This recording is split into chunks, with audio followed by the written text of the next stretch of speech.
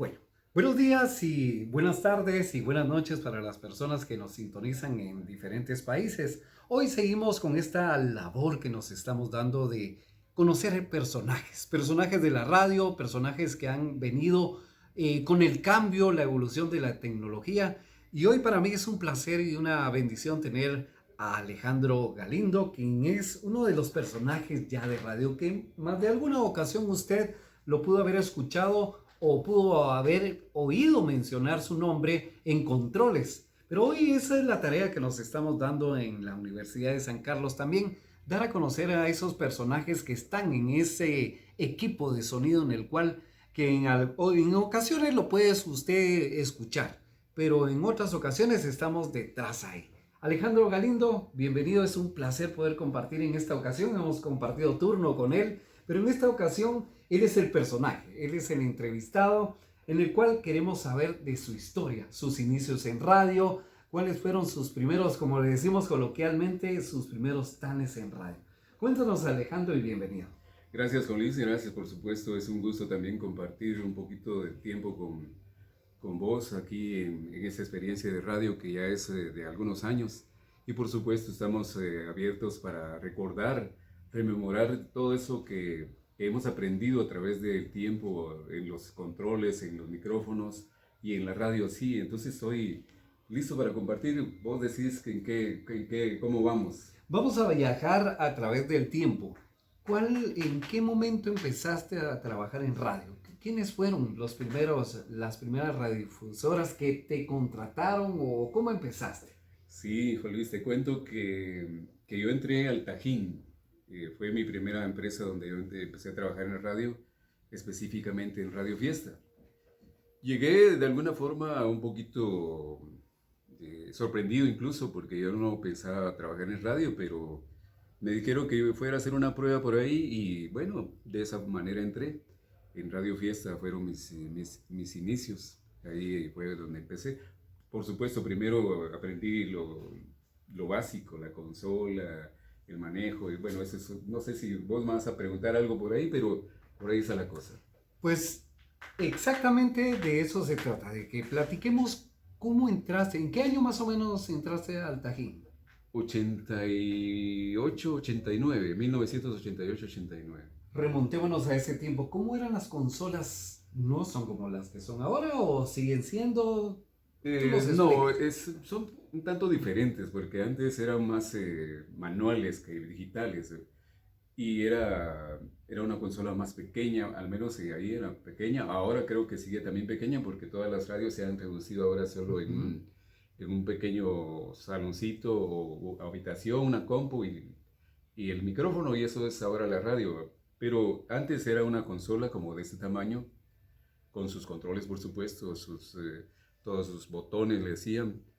Y era bueno, era bonito porque tenías que aprender tantas cosas ya que vos no sabías y bueno, y lógicamente se van por ahí cometiendo errores, en todo aprendizaje, ¿verdad? Y eso es normal.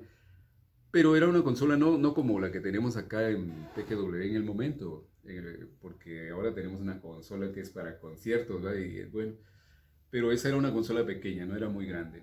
Ujú. En ese momento que entras a trabajar a estas emisoras, por decir algo, ¿qué es lo que vive la persona que escucha la radio? Cuando llaman y te dicen, quiero una canción, ¿cómo era en ese entonces venir y programar una canción? Ahora hablamos de programar una canción, pero en ese tiempo, cuéntanos, ¿cómo era venir y elegir el tema o cómo lo buscabas? Mira, de alguna manera las radios siempre han tenido una programación ya hecha, ¿verdad? Por eso es Ujú. programación. Sin embargo, existen espacios donde sí se complace o el programador te da la opción de poder complacer a los oyentes. Bueno, contestabas el teléfono, tenías una lista ahí de las llamadas que hacían, o si era casi inmediato, pues vos llamabas al aire la llamada y pues contestando al aire, ¿verdad? Eh, Cuál era su canción, de dónde llamaba y vos la anotabas, buscabas porque antes eran discos de vinil, no eran, después se acercó un poquito el CD, pero nosotros todavía manejábamos discos de vinil grandes, ¿verdad? De 33 revoluciones. Entonces eran pocos los discos en 45 y teníamos dos consolas. dos consolas, es decir, teníamos una tornamesa aquí, perdón, tornamesas, una tornamesa acá y otra acá, donde aquí tenías, aquí ponías un disco y el que estaba sonando era este mientras perforabas el otro. Y así, entonces cuando te llamaban, vos buscabas en el repertorio que tenías de discos que te dejaban ahí, la música o el tema que te pedían. Entonces vos decías, bueno, va a sonar al ratito, igual lo colocabas y mientras sonaba eso y te acercabas al micrófono, decías, complaciendo a tal persona en este momento que nos llamó, aquí está tu canción, aquí está tu tema, el tema es con el grupo tal y ¡paz! Los soltabas, dabas la hora, qué sé yo, y ¡pim! ¿Verdad? En ese momento que estás complaciendo a las personas, ¿cómo era el uso? Porque uno miraba en ese entonces algunos DJ que tomaban el disco, le daban vueltas y lo ponían así. Pero realmente, ¿cómo era el tratar ese tipo de equipo? Era un tanto delicado y un tanto también digamos, de tu prestancia a hacerlo, ¿verdad? Y la agilidad con que lo hicieras, un poquito de práctica. Porque te repito, tenías los discos, una percha aquí, otra aquí, y habían también unos lugares donde habían discos, y vos los ibas a buscar o los sacabas porque todos estaban en sus, ¿cómo se les llama esas, donde estaban metidos? Ahí los sacabas y ya buscabas el tema porque cada disco de esos tenía como 6 canciones de cada lado, 5. Entonces vos sabías y hasta digamos en la etiqueta ahí venía el nombre de los discos, perdón, de los temas y qué número era. Y entonces lo ubicabas y ya lo ponías en la tornamesa con la aguja, lo ponías, lo acercabas, lo dejabas centrado, como decían así, pero lo escuchabas en Q. Q es solo escucharlo uno internamente, ¿verdad? Ajá. Entonces lo escuchabas en Q, lo dejabas preparado. Ya cuando se iba a terminar, vos le dabas, ya sea que hablabas o no, vos le dabas, pero porque ya lo habías dejado centrado, porque si no sonaba, y entraba mal, ¿verdad? Eso era bonito porque había que saberlo. Si cometías un error de esos al aire, te llamaban la atención, por supuesto, porque sonaba el disco así entrado, como ya empezado la canción, lo que es el tema. Entonces sí te llamaban la atención. Entonces por eso tenías que dejarlo bien centradito, para que cuando terminara vos ya tenías listo para que sonara. Definitivamente ahora nos podemos dar cuenta, y esto es para los estudiantes de ciencias de la comunicación de cualquier universidad, que esa es la idea, que todos aquellos estudiantes puedan venir y buscar la historia de las experiencias realmente que se viven en radio. Algunos no tuvimos la oportunidad de vivir con esos, por lo menos en radio, con esos discos, pero esos pasos que se daban. Sí, sí. Y la persona que está escuchando no se da cuenta de eso, de ese trabajo que se está haciendo. Ahora vámonos al tiempo de esta radio, TGW Radio Nacional. ¿En qué año entraste tú a Radio Nacional? En el 2008. 2008. ¿Cómo encuentras la cabina de TGW Radio Nacional en el 2008? Bueno, a mí fue una sorpresa también venir aquí a TGW, La Voz de Guatemala, porque la verdad yo no tenía la idea de que iba a trabajar acá. Llegué de alguna manera por azares del destino, vine a la radio y la verdad no había entrado yo aquí a la TGW. Me sorprendió el edificio, la radio, su ubicación. La vi un tanto antigua, es decir, porque esa es su característica que uno recibe, que la radio es de tipo añeja. Entonces dice uno, ala, qué radio más bonita, pero por lo antañona, ¿verdad? De todo se guarda aquí la historia de la radio. Pero cuando entré específicamente a la cabina, pues la consola no era igual a la que está ahora, también era manual, ¿verdad? No era tan digital. Y era una consola parecida un tanto a todavía la del Tajín, la de Radio Fiesta cuando yo trabajé ahí. Entonces, igual, cada canal con sus diferentes botones o palanquitas que tienen para que uno manipularlas. No la de ahora es diferente. Puedes programar por sectores, de hacer ahí las mezclas diferentes. Ahí no, ahí solo era directo. Abrías el canal y ahí salía todo. Ahí enlazabas la marimba, ahí enlazabas los diferentes equipos que tenés, reproductores de CD, reproductores de las computadoras y otras cosas que hay ahí.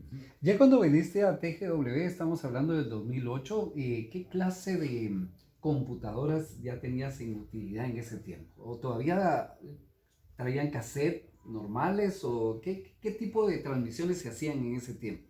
Pues aquí ya se hacían no, ya no el cassette, ya no se usaba Ujú. cuando yo vine aquí a TGW. En Radio Fiesta sí todavía se usaba, cuando regresando un poquito, ahí sí lo Ajá. usaba. Usaba unos disquetes también, ¿verdad? Aquí eso creo que sí se estaba terminando de usar. Yo ya no lo usé aquí en TGW, pero sí vi que habían reproductores de este tipo Que de son los minidiscs, creo que similitudes. se le conoce. Sí, sí. Ah, muy bien. Pero ya no los usé acá en TGW, pero sí parece que habían. Del 2008 hasta la fecha, ¿qué cambios has visto tecnológicos? Me hablabas de la consola, una consola en la cual es directa, se podría decir, y algunas ocasiones podemos comparar la consola de radio con una consola de sonido. ¿Qué diferencias hay en una consola de radio y una como la que tenemos hoy en día? ¿Nos podríamos platicar un poquito de eso? Diferencias, pues podríamos básicamente no hay diferencias, lo único que en una hay más cosas que en la otra, Ajá, muy porque bien. una sirve para una específicamente la que tenemos ahora, que cumple una función de radio, pero esta consola no es específicamente para una eh, cabina de radio. Esta es Ujú. para un escenario de conciertos, donde ahí podés vos hacer mezclas de sonidos, de aparatos, conectar baterías, conectar trompetas, conectar cualquier tipo de instrumento musical para que se haga toda esa mezcla y salga al aire, pues. Pero Ujú. cada instrumento tiene su canal. Cambio en una radio, digamos de lo de la consola, ¿verdad? Las consolas tienen específicamente su función para cada uso específico de lo que Ujú. son, ¿verdad? Aparte es una consola de radio y aparte es una consola para conciertos, que las dos pueden cumplir una función similar, es cierto, pero no puedes llevar una consola de radio para que la usen en una sala de concierto. Podés hacer el trabajo, pero se te complica, ¿no? Se te complica. Igualmente, esta consola que tenemos nosotros ahora es una consola de concierto o una consola para una sala de, donde se va a presentar un grupo o van a hacer un acto diferente donde usen diferentes aparatos y demás. Eso es lo de la diferencia. Las dos pueden cumplir su función, pero cada cosa es en su lugar, ¿no? Entonces, la que tenemos sí cumple su función y es hasta cierto punto práctica, pero no tan práctica como una de radio, que está diseñada para radio, para que ahí se produzca música y la programación que se deja en la radio, ¿verdad? Sus momentos de pausas comerciales o pausas de avisos de la radio, y aparte la programación musical. Muy bien, Alejandro Galindo. Esta pregunta es de cajón, pero es una pregunta que definitivamente para los comunicadores la respuesta es muy importante. ¿Cómo Alejandro Galindo, viniendo ya de trabajar de años, y cómo él se ha adaptado a esos diferentes rangos de la tecnología? Porque ha cambiado todo, ya no es la misma consola que utilizabas antes, o los métodos de transmisión que se hacían. Antes se le llamaba, vamos a hacer un control remoto. Ahora tenemos diferentes fases de transmitir, lo hemos vivido, Facebook, los streaming y todo. Pero ¿cómo Alejandro Galindo se ha adaptado a ese cambio? Porque muchos, lamentablemente que he conocido, algunos no se adaptan al cambio y dicen, ya no, se acabó el tiempo de radio para mí. Pero te has adaptado a eso. ¿Cómo lo has hecho? Pues lo he hecho de una forma hasta cierto punto normal, aceptando el momento de los cambios, porque me preguntabas anteriormente, por ejemplo, de las compus. Las compus han cambiado, así como los micrófonos también han cambiado. Eh, Igualmente, el equipo de transmisión, todo lo que se ha usado, ha sufrido cambios. La tecnología va avanzando cada día. Es de uno preocuparse un poquito en investigar, porque ahora afortunadamente también tenemos eso, que podemos investigar diferentes medios que los puedes utilizar para ello, para poder tener más acervo, ¿no? Y Ujú. para poder aplicarlo después. Entonces, yo creo que cuando uno dice, es que eso no lo manejo yo, es porque tal vez sí es cierto, no lo maneja, pero lo puede aprender, lo puede. Lo importante es aceptar como ese reto, ¿verdad? Porque aquí, por ejemplo, yo no había estado en un programa de noticias, operando con noticias propiamente, había estado en un noticiero hablando, pero no yo siendo el operador de noticias. es diferente. Pero las noticias son así prontas, son ágiles y tienen que estar uno ahí bastante dinámico y conocer el programa, conocer de audio para poder uno sacar bien un noticiero, por ejemplo. Pero me hablabas más de la tecnología. Ya aquí en TGW ha pasado por varias fases. Cuando yo vine no había, por ejemplo, antena digital para transmitir en satelital. Ajá. Lo hubo y que es un excelente recurso para toda radio. Sería buenísimo que toda radio tuviera ese recurso de una antena de ese tipo, porque ahí puedes estar en cualquier lugar del mundo que se escucha como que estuvieras aquí mismo transmitiendo.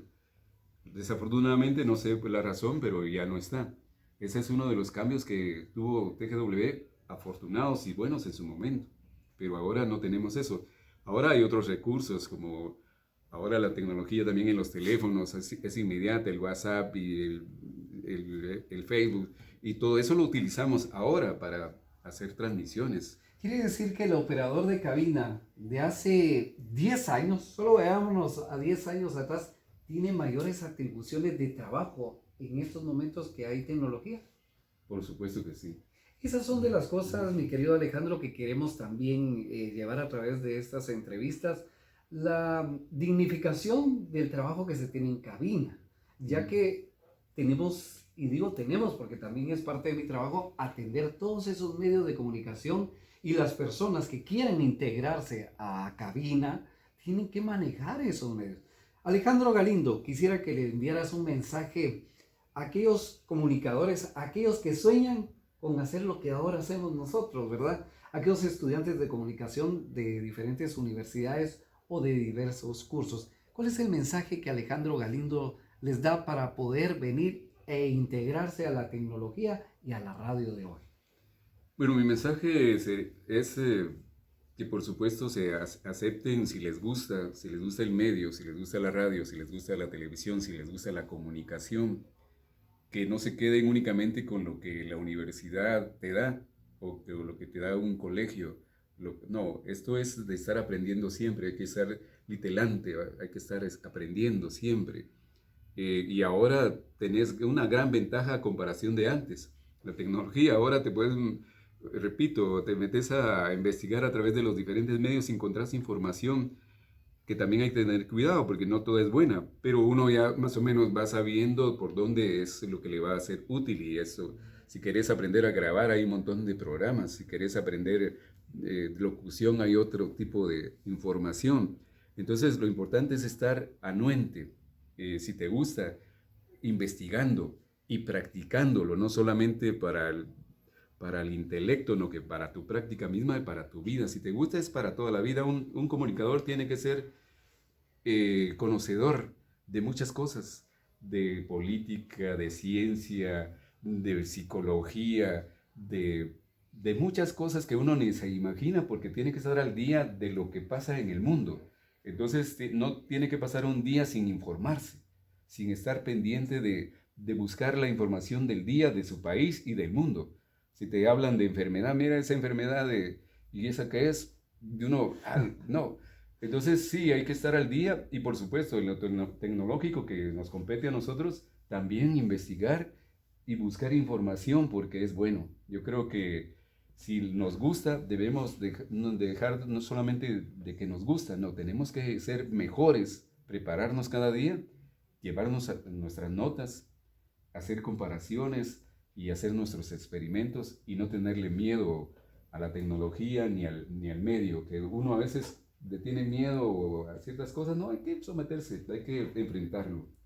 Muy bien, Alejandro, para mí ha sido un placer poder platicar con una de las personalidades que lleva años trabajando en el medio y que gustosamente la invitación la aceptó a compartir con los estudiantes, a compartir con los nuevos comunicadores, con esta nueva era que dejan ese cimiento para aquellos que están iniciando en la comunicación, que es el locutor operador sonidista. Le hemos agregado ese término también porque el locutor operador sonidista se encarga de hacer producción en el instante también.